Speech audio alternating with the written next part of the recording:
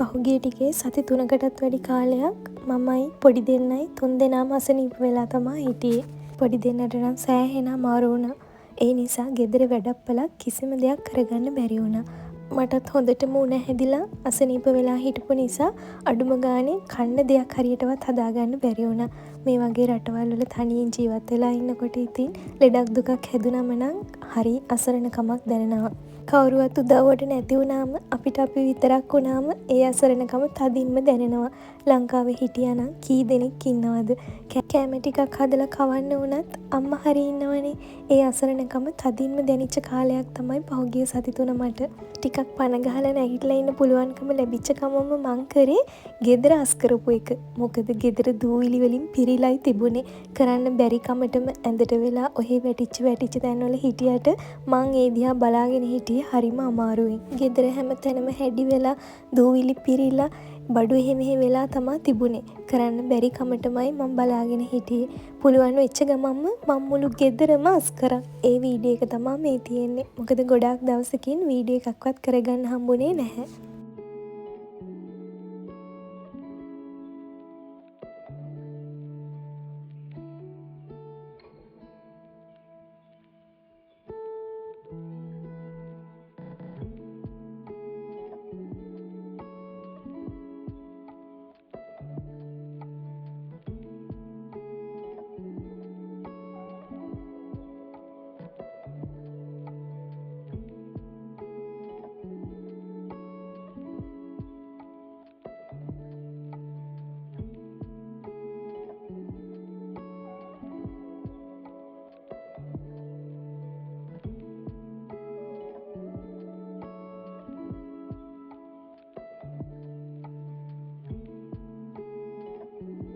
මේක නම් ඉතින් ගොඩාක් ලොකුවට බලන්න දෙයක් නැහැ කියලා මම දන්නවා. ඒ වුණාට ඉතින් පහුගිය ටිකේම හරියට වීඩියෝ එකක් කරගන්න බැරි වුණානේ. ඒ නිසා ආසාවට තමයි වීඩියෝ එක කරේ.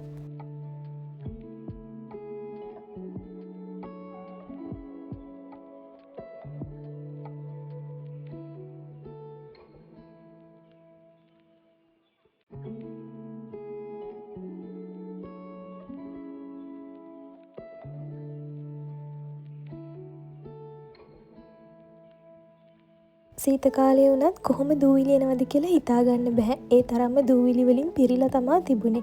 සීත කාලේට ඉතින් වැඩිපුර ජනෙල් එහෙම ඇරලා තියන්නෙත් නැහැනේ. ඒ වුණාට හීටර්ස් දාන නිසාද දන්නේ නැහැ. ගෙදරම දූවිලි වලින් පිරෙනවා. නැගිට ගන්න පුළුවන් වෙච්ච ගමන්ම මං ගෙදර කෑම වේලක් හදලා මුලින්ම කුස්සිය තමා අස් කරේ. කන්න පුළුවන් කියලා හිතිච්ච ගමන්ම මට ඕන උනේ හොඳ අලහොද්දක් හදාගෙන සැරම සැර ලුණු මිරිසක් හදාගෙන කන්න. මං ඉතින් අලහොදි හදලා පොඩි මාළු වගේකුත් තිබ්බ නිසා මාළු ටිකක් බෙදලා කප්පලට දාලා අයින් කරගත්තා. ලුණු මිරිස් හදන්න ඕනේ කියලා හිතුණාට චිලි පේස්ට් වගේක් තිබ්බ නිසා මං ලුණු මිරිස් හදන වැඩේ අතෑරියා. මොකද ඒක හදන්න මට කම්මැලි. ඒ වගේම ගියාස් කරලි ඉවරනකොට මහන්සි. මේ ටික හොඳට අස් කරලා සුවඳ ඉටිපන්දනුත් ගෙදර පත්තු කරා. එතකොට ගෙදර සුවඳයි. නැවුම් බවක් තියෙනවා. මට එතකොට ගේ දකිද්දි ආසයි.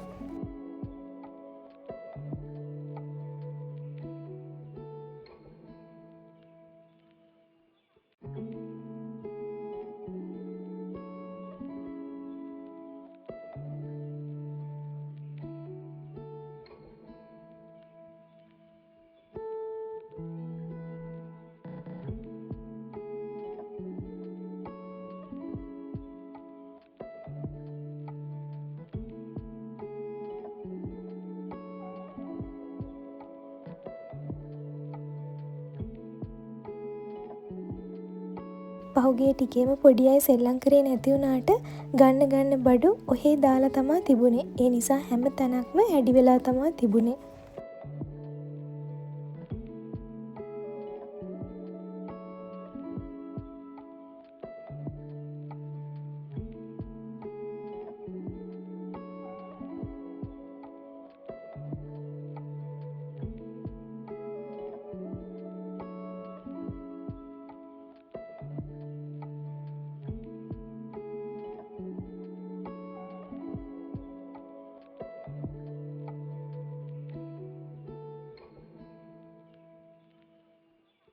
වෙනදට නම් මේ අත්ත ඇවිල්ලා මට උදව් කරනවා. ඒ වෙලෙත් මං තනියෙන් වැඩ කරනවා දැකලා මගෙන් ඇවිල්ලා ඇහුවා එයාට මොනා හරි කරන්න උදව්වක් තියෙනවද කියලා. ඒත් එයාලව දැම්ම මහන්සි වෙන වැඩවලට යොදවන්න එපා කියලා ડોක්ටර් කියපු නිසා මං එයාලට මට උදව් කරන්න ඕනි කියලා කිව්වේ නැහැ.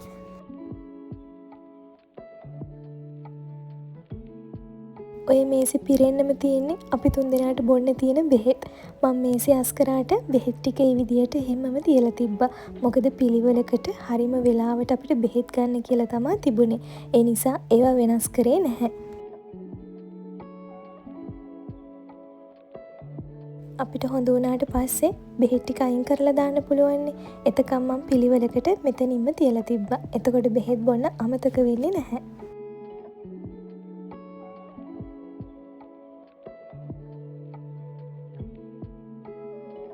රෙදි නම් ගොඩ ගැහිලා තිබුණේ. කවදද මේ ටික හොදලා වේලලා නවන්නේ කියලා හිතමයි හිටියේ. ඒ නිසා පුළුවන් වෙච්ච ගමන් ඉක්මනට මට ඕනුනේ රෙදි ටික හොදලා වේල ගන්න. මං ඉතින් රෙදි එකක් හොදලා වේලෙන මැෂින් එකට දාලා වේලලා තවත් එකක් හොදන්න දාලා ඒක වැලෙනොත් වැනුවා. එතකොට ඉතින් ඉක්මනට මට රෙදි ටික හොද ගන්න පුළුවන්නේ.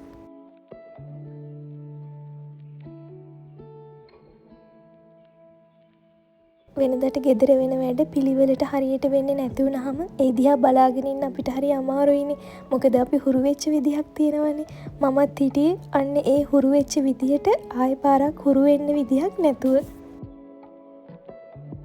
කලින් දවසක අමාරුවෙන් හොදලා වැලට දාපු රෙදි වගේක් තිබිලා මං ඒකත් අයින් කරා. හවස් වෙලා තවත් රෙදි එකක් හොදලා වැලට දැම්මා.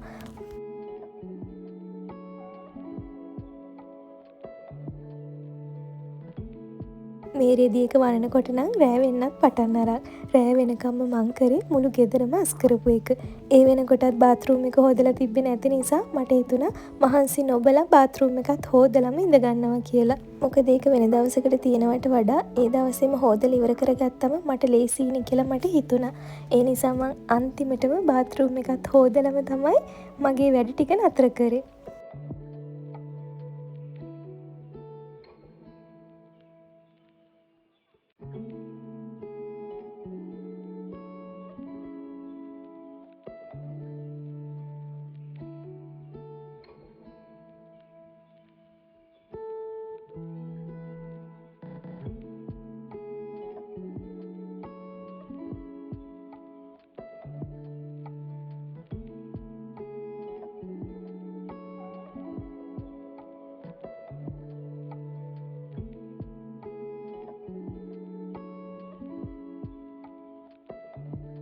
බාත් รู ම් එකත් හොදලා සුවඳ ඉටිපන්දමකුත් පත්තු කරාට පස්සේ මට සතුටුයි. අන්න එතකොට තමයි මට හිතුනේ මම ඔක්කොම වැඩ ටික කරපු නිසා දැන් නිදහසේ ඉන්න පුළුවන් කියලා. බාත් รู ම් එකේ චුට්ටක් සුවඳ ගහන්න ඕන නිසා මෙන්න මේ ස්ප්‍රේ එකත් පොඩ්ඩක් ඉස්සා. ඊට පස්සේ ඉතින් වොෂ් එකක් දාගෙන චුට්ටක් වෙලා ඇඳට වෙලා ඉන්න තමයි ඕන. වොෂ් එකකුත් දාලා බාත් รู ම් එකේ ලයිට් එක ඔෆ් කරලා එළියට එනකොට මෙන්න මේ තියෙන විදියට මං හරි ආසයි. මහන්සි යන්නත් එක්කම තේකකුත් හදාගෙන පොතකුත් අරන් ඉඳගත්තා. පොතක් කියවන්න ගත්තේ ගොඩාක් කාලෙකට පස්සේ. ආයෙත් ඉක්මනින්ම එන්නම්. එතකන් ඔයාලට චාෝ.